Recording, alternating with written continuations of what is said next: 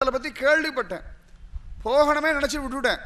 ஆனால் அது எம்பெருமானார் ஜீயரோட போவேன் நான் கற்பனை கூட பண்ணி பார்க்கல. தானா நடந்தது. நிஜமாவே அந்த மரத்துக்கு போய் உட்காந்து அப்படியே தியானம் பண்ணோம்னா இப்பயும் நமக்கு தெரியாமலேயே அமானுஷ்யமாக ஒரு மரத்துக்கு கீழே தான் உட்காந்துருக்கும். ஆல மரத்துக்கு கீழே தான் உட்காந்துருக்கும். பாகவதமே ஒரு ஆல மரம் தான். விழுதுகள் விட்டு விட்டு விட்டு விட்டு விட்டு நமக்கெல்லாம் கிருபை பண்ணின்னு இருக்கு.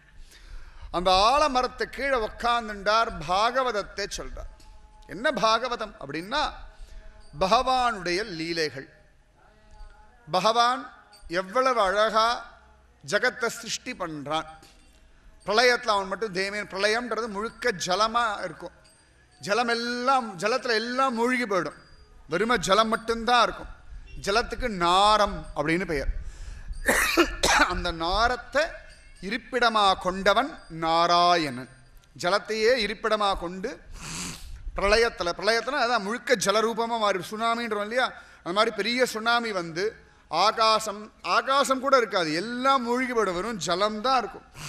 அந்த ஜலத்தில் ஒரே ஒரு ஆலமரம், அதில் ஒரே ஒரு இலையில் கராரவிந்தேன பதாரவிந்தம் முகாரவிந்தே வினிவேஷயந்தம் வடஸ்ய பத்ரஸ்ய புடேசயானம் பாலம் முகுந்தம் மனசாஸ்மராமின்னு சொல்லும்படியா அழகா அந்த ஆல மரத்தின் மேல் ஒரு பாலகனாய் ஞாலமேழும் உண்டான் அப்படின்னு திருப்பாணாழ்வார் சொன்ன மாதிரி தேமேன்னு படுத்துன்னு இருக்கான் குழந்தை. அவனே சங்கல்பம் பண்ணுறான். அப்போ அந்த பிரளயத்தில் நம்மெல்லாம் எங்கே போகணும் அப்படின்னா அவன் வயிற்றுக்குள்ளே சேஃபாக இருந்தோம். அத்தனை பேரும் நாஸ்திகம் பேசுகிறவா, இந்து தர்மத்தை இல்லைன்னு சொல்கிறவா அத்தனை பேரும் அந்த வயிற்றுக்குள்ளே தான் தேமேன்னு இருக்கா. ஞாலம் ஏழும் உண்டான் அரங்கத்து அரவினனையான் மூவுலகு உண்டு அப்படின்றார் நம்மாழ்வார். பத்மநாபனை பற்றி சொல்லும்போது மூவுலகத்தையும் உண்டு உமிழ்ந்தவன் அப்படின்றார். உள்ளுக்குள்ள அப்படியே வச்சுன்னு இருக்கானா அழகா ஆனந்தமா ஜோரா அந்த வயிற்றுக்குள்ளே வச்சுட்டு இருக்கான். அவன் அழகா அந்த மாயை அலாரம் மாதிரி செட் பண்ணி வச்சிருக்கான். அவன் பாட்டுக்கு தேமேன்னு படுத்துன்னு இருக்கானா. உள்ளுக்குள்ளே என்னென்ன ஜீவன்லாம் அப்படி மயங்கி தூங்குறதோனும், எப்படி அம்மா மடியில் நம்மெல்லாம் மயங்கி தூங்கிட்டு இருப்போம்ல ஒன்றுமே தெரியாமல், அந்த மாதிரி பகவானுடைய அந்த உந்திக்குள்ளே தூங்குவோம். ரொம்ப நல்லா இருக்கும். ஒரே ஒரு தடவை பகவானுடைய உந்திக்குள்ளே என்ட்ரி பண்ணி பார்த்தேன்னா தெரியும். பார்க்க முடியுமா அண்ணா கிருஷ்ணா உன் தொப்பைக்குள்ளே நுழைஞ்சு பார்க்கணும்டான்னு ஒரு தடவை கேளுங்கோ. அது தனி சுகம். உள்ளே நுழைஞ்சேன்னா திரும்பி வெளில வரவே தோணாது. அப்பாடான் இருக்கும். நீங்கள் பாட்டுக்கு எல்லா வேலையும் பண்ணலாம், எல்லாரோடையும் பழகலாம்.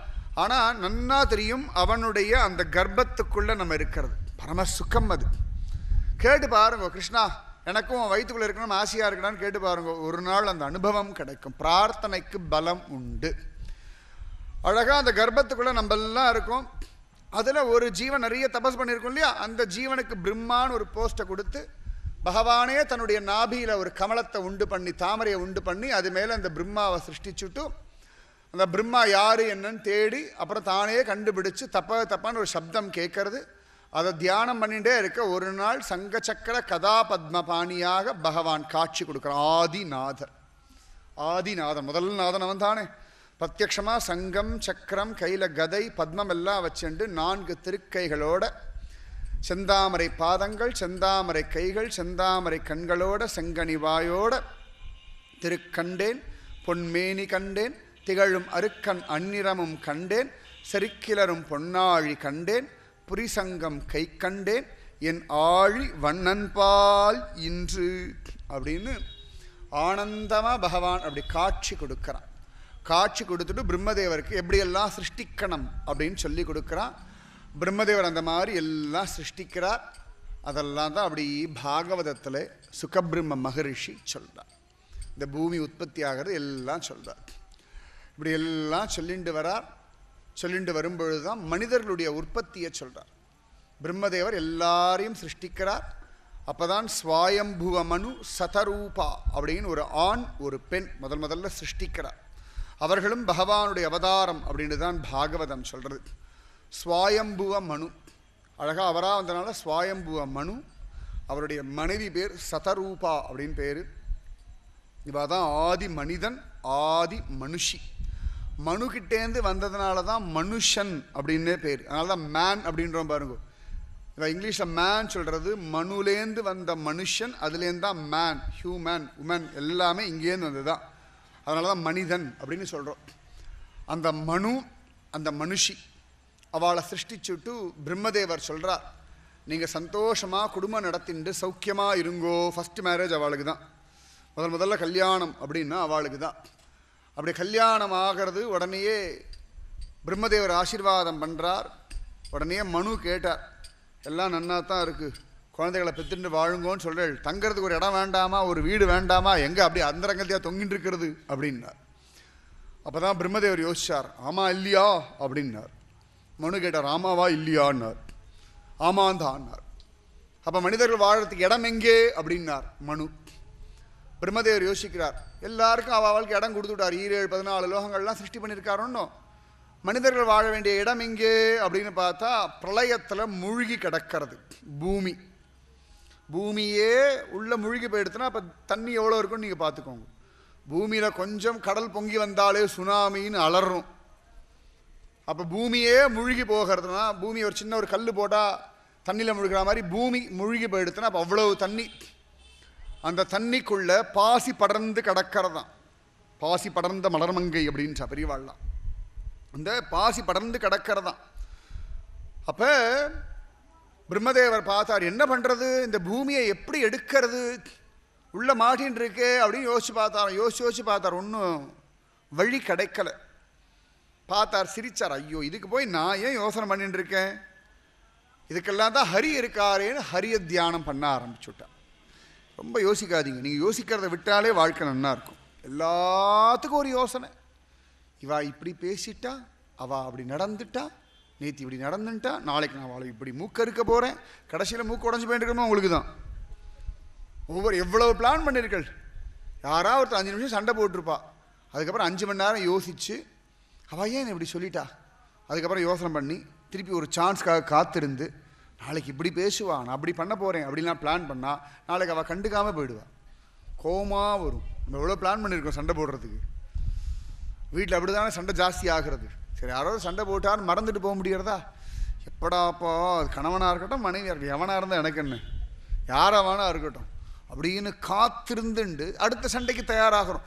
நிஜமா எனக்கு என்ன சண்டை போடணும்னு ஆசையாவாக இருக்குது அப்படின்னு. சத்தியமாக சண்டை போடுறதுல ரொம்ப ஆசைவயப்பட்டவர்கள் நாம். இல்லைன்னு விட்டு யாரும் சொல்லலாம், நான் நம்ப மாட்டேன். என் வீடு பார்த்துட்டு இருக்கோம், என்ன சண்டை போடலாம், எப்போ யார் வாய் எப்படி பிடுங்கலாம்னு தானே காத்துட்டு இருக்கோம். யாராவானா இருக்கட்டும், சண்டை போடணும் சண்டை போடணும் சண்டை போடணும். சண்டை போட வேண்டாம்னு ஒரு நாளும் தூங்குறது இல்லையே. சண்டை போடணும்னு தானே எழுந்துக்கிறோம். சண்டை போட்டாலும் நம்ம ஜெயிக்கணும், அது முக்கியம். சண்டை வரணும், நம்ம ஜெயிக்கணும், அதுதான் கவலையே. இங்கே சண்டையை பற்றி யாருக்குமே கவலை இல்லை. சண்டையில் தான் தோத்து போயிடப்படாது, அதுதான் கவலை.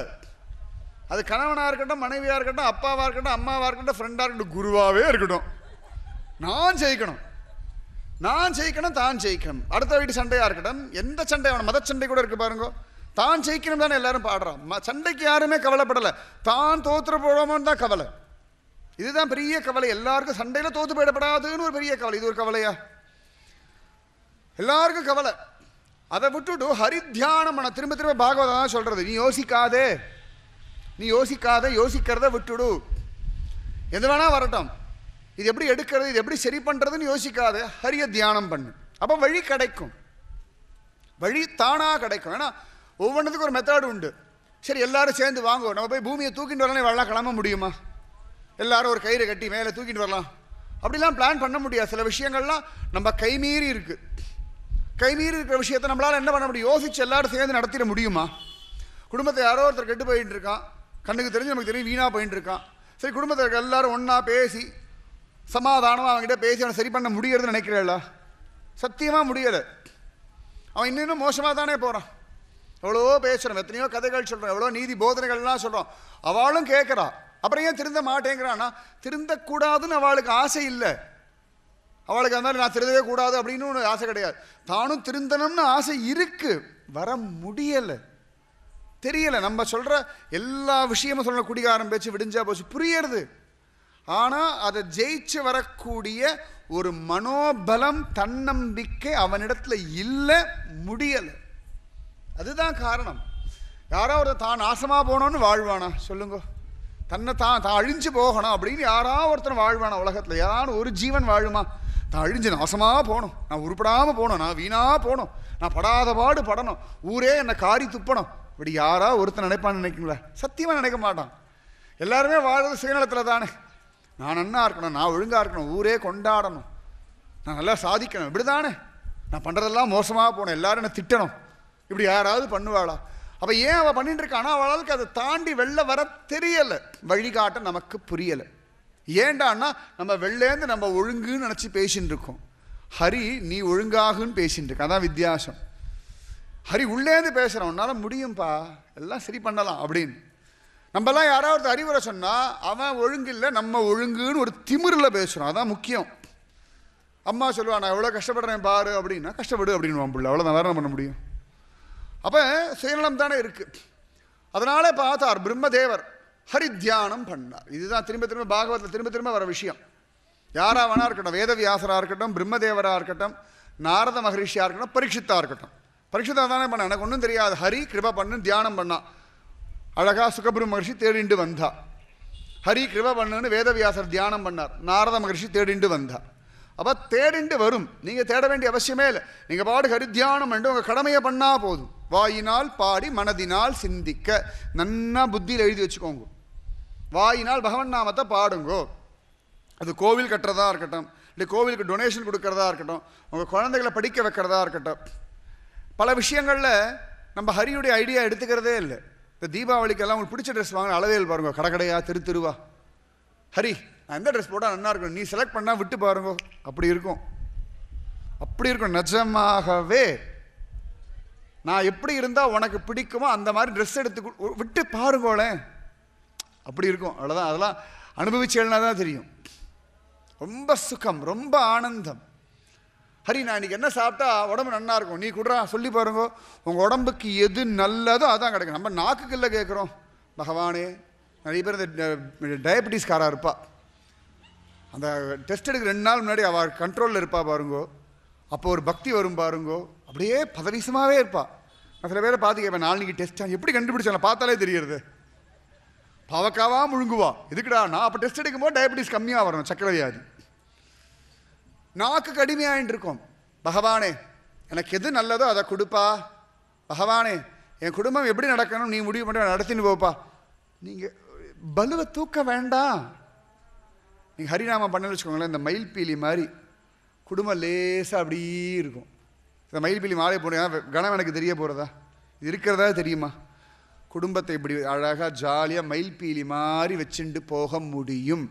ஹரி பக்தி பண்ணா குழந்தைகளை வளர்க்க முடியும். மயில்பீலியை தூக்குற மாதிரி ஜாலியாக அப்படி தடவி தடவி வளர்க்கலாம். ஹரி பக்தி பண்ணா கம்பெனி பிரச்சனையாக இருக்கட்டும், குடும்ப பிரச்சனையாக இருக்கட்டும், வியாதியாக இருக்கட்டும், ஹரி பக்தி பண்ணால் லேசாக இருக்கும், கனமாக தெரியாது. ஏன்னா மனசு ஹரிக்கிட்ட போயிடுறதுனால இந்த பாரத்தை கண்ணன் சுமக்கிறான், அவன் சுமக்கிறான். நீங்கள் சமாதானம் உங்களுக்கு தெரியும். இந்த குழந்தைகள்லாம் சமயத்தில் நம்ம ஊருக்கு கிளம்புவோம், ஏற்கனவே ஒரு பேகை மாட்டின்னு இருப்போம், குழந்தை சொல்ல என்னையும் தூக்கிக்கோ அப்படின்னு. நம்ம கோவமாக வரும், இது வெயிட்டு அது வெயிட்டு, அப்புறம் அதுதான் சிரிக்கும் விளையாடும், உடனே தூக்கிட்டுருவோம். இத்தனைக்கு அதோட பேக்கை தான் நம்ம தூக்கிட்டு இருக்கோம், அதையும் தூக்கிண்டு அதோட பேக்கையும் தூக்கிட்டு இருப்போம் இல்லையா? அப்போ ஹரி நம்மையும் சுமப்பார், நம்ம பாரத்தையும் சுமப்பார். நன்னா ஞாபகம். அவன் ஒரு சுமை தாங்கி இருக்கான் என்றும் எப்பொழுதும், எல்லா இடத்துலையும் ஒரு சுமை தாங்கி. அந்த காலத்தில் சுமை தாங்கின்னு ஒன்று உண்டு, இப்படி அங்கே சுமை இறக்கி வைப்பா. அந்த மாதிரி ஹரிச்சரணம், ஹரிச்சரண ஸ்மரணாமிருத்தேன துல்லியம் ந சுகம். இதை விட வேற சுகம் எதுவும் இல்லை. ஹரிச்சரணத்தை நினை நினை நினை நினைன்னு கதற. துயரரு சுடரடி தொழுது எழு என் மனனே. இந்த ஹரி இந்த பையன் ஒன்றும் சொன்னால் கேட்க மாட்டேங்கிறான், இவனை சரி பண்ணு அப்படி கொடுத்துருங்க.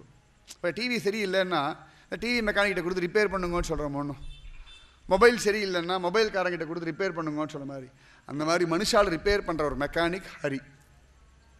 சரியா? அவர் அசிஸ்டன்ட் மெக்கானிக் தான் ராமானுஜர். சரியா? இவாகிட்ட கொடுத்து அழகாக டியூன் பண்ணி எங்கே தட்டணும் எங்கே லூஸ் பண்ணணும். சிலர் லூஸாக தானே இருக்குது, லூஸ் எல்லாம் டைட் பண்ணுவார். சிலர் ரொம்ப டைட்டாக இருக்குது, சிலதெல்லாம் லூஸ் பண்ணுவார். பண்ணி அழகாக சரி பண்ணார். நீங்கள் ஏன் சுமக்கிறேள்? கழுதை இல்லை. குடும்ப பாரத்தை சுமக்கிறதுக்கு நீங்கள் கழுதை இல்லை, பாவத்தை சுமக்கிறதுக்கு கழுதை இல்லை, புதிமாடி இல்லை. சுதந்திரமான பகவானுடைய செல்ல பிள்ளைகள். செல்ல குழந்தை. பகவான் தானே சிருஷ்டிச்சிருக்கான், பகவான் தானே இந்த வாழ்க்கையை கொடுத்துருக்கான். அப்போ பகவான் கஷ்டப்படுத்துவானா? இப்போ நம்ம கஷ்டப்பட்டு ஒரு குழந்தைய பெற்றுக்கிறோம், அது எவ்வளோ நம்மளை கஷ்டப்படுத்தினாலும் அது சுகப்படணும்னு தானே நம்ம நினைக்கிறோம். அது கஷ்டப்படணும், என் கண்ணால் பார்க்கணும்னு எந்த அம்மாவாவது சொல்லுவாளா, எந்த அப்பாவாவது சொல்லுவானா? நீ கண்ணெதிர்க்க வார்த்தையை வரமாட்டேங்கிறது எனக்கு சொல்கிறதுக்கு. அப்படி வருமா? வராதோன்னு. அப்போ ஹரிக்கு வருமா? இந்த ஜென்மாவில் பழக்கப்பட்ட ஒரு குழந்தை நன்னா இருக்கணும்னு நம்ம துடிக்கும் பொழுது எத்தனை கோடி ஜென்மாவாக கர்ப்பத்தில் வச்சுட்டு இருக்கான். அப்போ நம்ம கஷ்டப்படுறதை பார்த்து அவன் சுகப்படுவானா? நம்ம கஷ்டப்படுறதை பார்த்து அவன் கஷ்டப்படுறான். ஐயோ ஏன் கஷ்டப்படுறாய், நான் இருக்கேனே, நான் இருக்கேன், கவலைப்படாதே. இதுதான் பாகவதம் திரும்ப திரும்ப சொல்லுது. ஹரி இருக்கான், கவலைப்படாதே. ஹரி இருக்கான், கவலைப்படாதே. ஹரி இருக்கான், புலம்பாதே. ஹரி இருக்கான், அழாதே. ஹரி இருக்கான், வருத்தப்படாதே. ஹரி இருக்கான், பாரம் சுமக்காதே.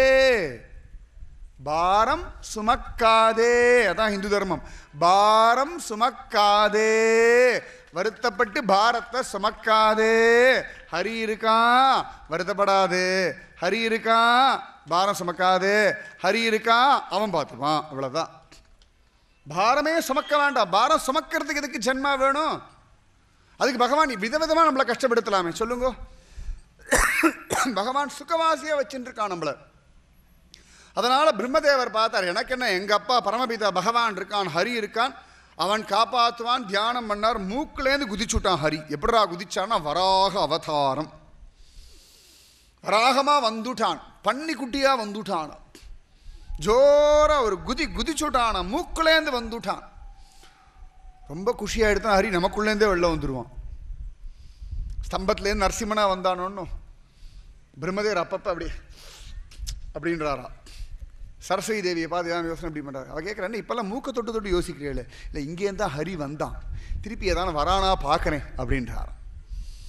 சரஸ்வதி தேவி அப்போ போய் பிரம்மதேவர் மூக்கு ஆசையாக கிள்றா. பிரம்மதேவர் என்ன புதுசாக மூக்கெல்லாம் தொட்டு கிள்றீ, விளையாடுறிய, காதல் பண்ணுறியன்னாரா. இந்த மூக்கில் இருந்தால் ஹரி வந்தார், அதனாலே தான் ஒரு பிரியம். இந்த குழந்தைக்கு மூக்கெல்லாம் பிடிச்சி விளையாடுவோம் தெரியுமா? ஏண்டானா அந்த ஹரி வந்த மூக்கு. மூக்கு அப்படின்னாலே ஹரி. அந்த மூக்குக்குள்ளே வந்துவிட்டான். பிரம்மதேவர் கதர்றார், ஏ பிரபோ வழி எங்கேன்னு கேட்டால் எனக்குள்ளேருந்து குதிச்சுட்டியேப்பா. குதிச்சுட்டு பெருசாக வளர்ந்தாரா, உள்ளுக்குள்ளேருந்து போய் பூமி அப்படி தோண்டி எடுத்துட்டு வரார். பிரளய ஜலத்தில் போய் மூக்கில் அப்படி குத்தி எடுத்துட்டு வராரா. எங்கடா வந்தார் அப்படின்னா ஸ்ரீமுஷ்ணத்தில் வந்தாராம். பெரியவா சொல்கிறா, ஸ்ரீமுஷ்ணம் இருக்கு இல்லையா, சிதம்பரம் பக்கத்தில், கடலூர் ஜில்லா. ஸ்ரீமுஷ்ணத்தில் அப்படி நிற்பார், இப்படி இடுப்பில் பாண்டரங்கன் மாதிரி ஒரு வராகமூர்த்தி இப்படி பார்த்துட்டு இப்படி நிற்பார். வந்துட்டாராம். அப்போ வரும்பொழுது தான் பூதேவிக்கு சொல்கிறார், ஸ்திதே மனசி சுஸ்வஸ்தே ஷரீரே சதியோ நரக தாத்து சாமியே ஸ்திதே ஸ்மர்த்தா விஸ்வரூபம் ச மாமஜம் ததஹத்தம் ரியமானம் து காஷ்டபாஷான சந்நிபம் அஹம் ஸ்மராமி மத்பக்தம் நயாமி பரமாம் கதிம். ரொம்ப பிடிச்ச ஒரு ஸ்லோகம். உடம்பு நன்னா இருக்கும்பொழுது, மனசு நன்னா இருக்கும்பொழுது என்ன நினச்சி வச்சுடு.